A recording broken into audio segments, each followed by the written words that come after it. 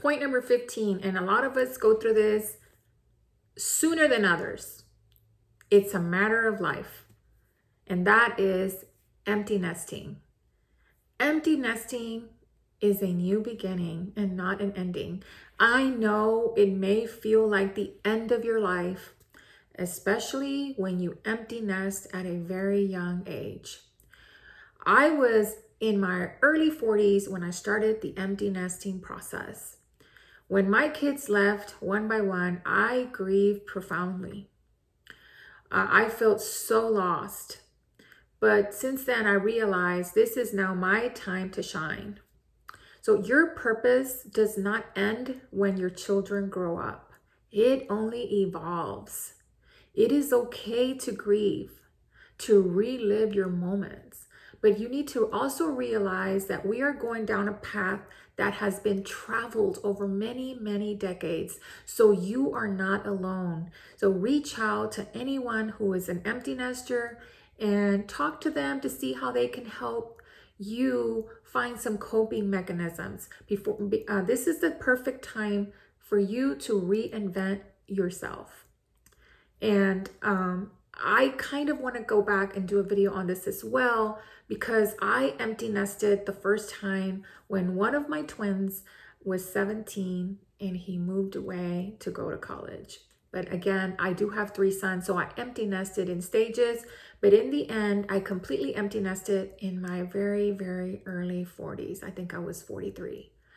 So from 43 on to now, it is 15 years of just having to rediscover myself. And this is how I came up with all these things now that I had the time to think about what worked and what didn't and what shaped me and how I can help you guys figure this out in a matter of half an hour or less. Point number 16, and this just brought back something that I did not add to this. I hope I don't forget about it. It may be another video. Love yourself as you are right now. Not who you were, not who you think you should be, but who you are at the present moment. The sooner you accept yourself and love yourself, the freer you will feel. And with this, I talk about dressing for yourself. Dressing for yourself is part of loving yourself. Never dress to follow someone else's approval. Confidence isn't about clothing, it's about presence. Always stay polished, professional, but most importantly, unapologetically you. Now, the point that I did miss on here is menopause. So I think menopause is so broad that I think I need to bring it in a different video. But when women experience perimenopause, menopause, and postmenopause is when this loving yourself is kind of shaken. So that's when you start realizing, oh my God, I'm not recognizing myself anymore. I've gained so much weight. I'm not feeling myself anymore. And this is when all these new insecurities that you may have gotten rid of in your, teenage or younger years are now coming back at a whole nother level. So menopause will be on a separate video. If you like, please let me know in the comments and I will talk about it, because I have been in postmenopause. So I feel like I have enough experience to talk about it. And I also want to talk about how menopause was never talked about until you're in it. This is a very important life lesson that I learned the hard way. And that is point 17, boundaries. Boundaries are a form of self-respect. Who knew? We grew up being taught to be nice, not kind, nice. People pleasers, and you know what I mean. But saying no isn't selfish. It's necessary for your own well-being. The people who get upset with you when you enforce these boundaries, these new established boundaries that you didn't have, are often the ones who benefited from you having none. Protecting your energy isn't about pushing people away, but it's about making room for the right ones. Boundaries is something that it's like a halting point to those people who have learned to dump all their traumas onto you until you absolutely don't even recognize yourself. And if you let this happen on a continuous basis, you will soon be so ill that you don't know where this illness hit you, where it came from. So learning how to establish boundaries, being present and aware of what trauma dumping is from others will help you detect the necessity to create and establish boundaries and be firm in them. This is another interesting topic that I would love to talk about in greater detail. Okay, we're getting closer. Point 18, healing. People heal at different ages in different ways. Healing is not linear. You just don't wake up one day and say, I'm healed. But growth comes in waves.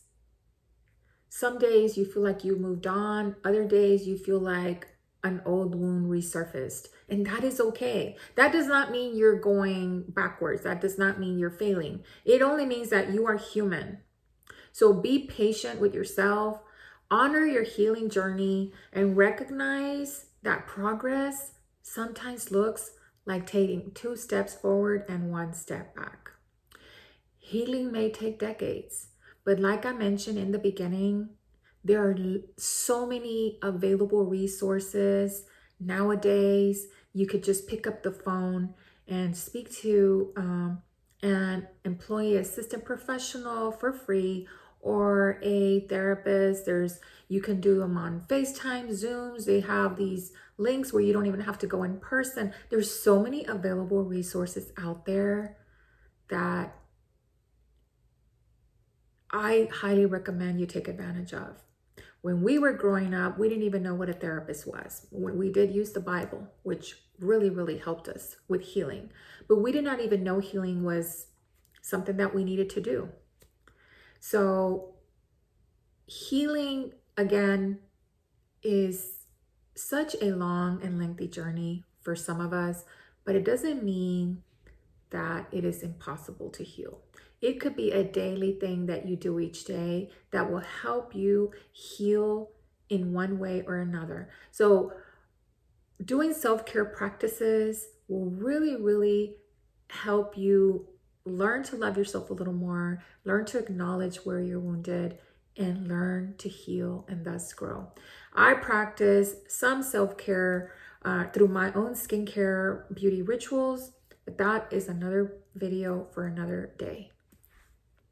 Point 19, happiness is an inside job. Happiness is very much an inside job. No relationship, no job, or financial milestone will bring you lasting happiness if you are not happy yourself first. External success can enhance your life, but it cannot fill an internal void. True joy comes from self-acceptance, inner peace, and finding contentment in the present moment, rather than constantly chasing the next thing. Again, there's a pattern there. If you grew up being rush for the next big thing, and let's not enjoy the journey, rather let's get to that destination, you may have skipped knowing what happiness feels like. Learn to take the time to smell the roses. Learn to enjoy the simple things in life. To me, the simplest joyous moment every day is in making my first cup of coffee. And to me, that sometimes I just wake up looking forward to that. I know, believe it or not, that is what fills my morning, fills my cup of joy, is caffeine in the morning. To other people, it is a walk in nature, going to the gym. There's so many ways to find your inner happiness. When I go to the gym, I am not focusing on, I'm going to lose weight, I'm going to tone up. No, I go to the gym to go reflect And as I'm walking up the stairs or the steps and on the treadmill, I am decompressing and finding things that in my thoughts that would really, really give me joy. So right now, I encourage you to find ways that bring you joy. That is going to be your homework. And if you have found ways that happiness, that little things bring happiness, please comment what has brought you happiness in your life. It may be something very, very, very simple. Point 20 follows 19 is comparison. If you are trying to find true happiness, you need to stop comparing yourself, because comparison, as the cliche goes, is the thief of joy. There will always be someone younger, someone more beautiful, someone who's way richer, someone who seems to be further ahead than you, but their journey is not your journey. So stop trying to focus and live off of their journey and ignore your own. Social media, hate to say this, but we all know this, only shows the highlights, the reels. It does not show the struggles behind the scenes. So instead of measuring your life against others, focus on how far you've become and celebrate your own growth.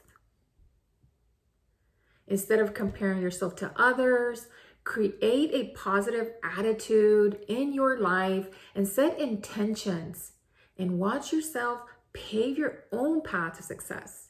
Not someone else's, pave your own. The more you learn to embrace your own uniqueness and cultivate your own strengths, the more joyous you will become with simply being you. We are at life lesson number 21, and that is to take care of your body. It's the only one you're going to get. In your 50s, health becomes wealth. The habits you build now, what you eat, how you move, how well you rest will shape the quality of your life in the years to come. When we grew up, we mostly ate home-cooked meals for most of our lives, so we may have some advantage toward the younger generation. So if you're younger and watching this video, you may need to start now. With so many fast foods and that hurried lifestyle, it may be impossible for you to eat home-cooked meals, but if you must eat out, learn to eat as healthy as you can. Focus on clean ingredients and get lean protein over a salad, a soup, and yes, you might be able to splurge once in a while, but my advice is for you to cook on the weekend and eat as clean as you possibly can to make up for this. This too is an act of self-love and self-respect. Eating as clean as you can and cutting out sugary drinks by replacing them with water as a way to flush out the toxins, and investing in your well-being today so that your future self can thrive and not just survive. If you do exercise, remember to exercise for joy, not for punishment. Once you change that mindset, you will find ways to move your body that will make you really, really happy. Add something. A lot of us know when we mess up with our diets, and that's okay, but do not punish yourself or feel regrets. If you absolutely are craving that burger or craving that piece of cake, go ahead and enjoy it. Just know that later on during the day or the next day, you make it up by eating clean and by exercising. And like I said, you do not have to be going into the gym punishing yourself because you're not going to enjoy it. Rather, move your body in ways that will make you happy. If you don't like working out at the gym, maybe dancing or going out for a nature walk just to clean your mind, remember that not only what you eat, but what you feed yourself up here can affect your mental health and your inner happiness. Life lesson number 22. And this is something that we all deal with time and again as we go past these stages of our life. And that is rebuilding confidence. Know that rebuilding confidence starts with you. Life's challenges may shake your confidence, but they don't define you.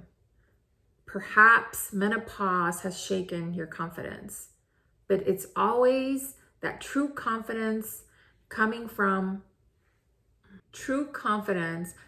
embracing your experiences, learning your setbacks, and believing in your ability to grow. It is never too late to rediscover your strength and step back into your power and show up as the best version of yourself. The more you trust yourself, the more unstoppable you will become. Remember that your body changes, but confidence is ageless. Now, would you really want to go back to your 20-year-old body in your 50s? I know I wouldn't. True beauty is how you carry yourself. And learning how to love yourself again will skyrocket your confidence. I want to talk about this hopefully in the same video with menopause, because I know from experience, menopause did affect my confidence. But again, this is an expanded version, and due to these time constraints, I will talk about this in a separate video. But I know you can bring your bounce back into your step. But I know that you will bring that pep back into your step. Lesson number 23. It is so, so important throughout your life. Forgiveness. Forgiveness is for you. It's not for them. Holding on to anger is like carrying this heavy backpack or suitcase that it's only weighing you down. Forgiveness doesn't mean that you're excusing bad behavior or forgetting what happened. It means you are freeing yourself from the burden of resentment. You deserve peace more than they deserve your pain. I had never had this problem with forgiveness in the past because of my personality type. But when you cannot forgive a person or apologize in person or over the phone, you can simply forgive them and bless them out loud. Every time someone comes to mind who has contributed to an ill feeling that you may have or you may be walking around with, you need to take the time to surface that out, mention them out loud, out in the space, forgive them, and send blessings their way so that you can release any resentment that is still hanging onto your body. When I was younger, I used to think that forgiving people was an act of, or a cowardly act. Like, oh, she's always apologizing, or saying apologizing and forgiveness are two different things. But forgiveness is the key to letting go of any pent up or built emotions that are causing you pain.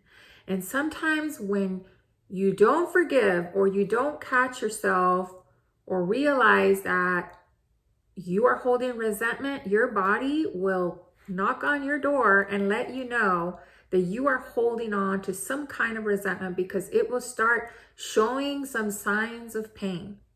So learning how to release that pain through forgiveness is key. Remembering that you are forgiving this person for your own healing. A very interesting story about forgiveness, in which I had built up so much resentment without even knowing. And like I said, that is not my type of personality. But this had to do with a previous corporate role that I had.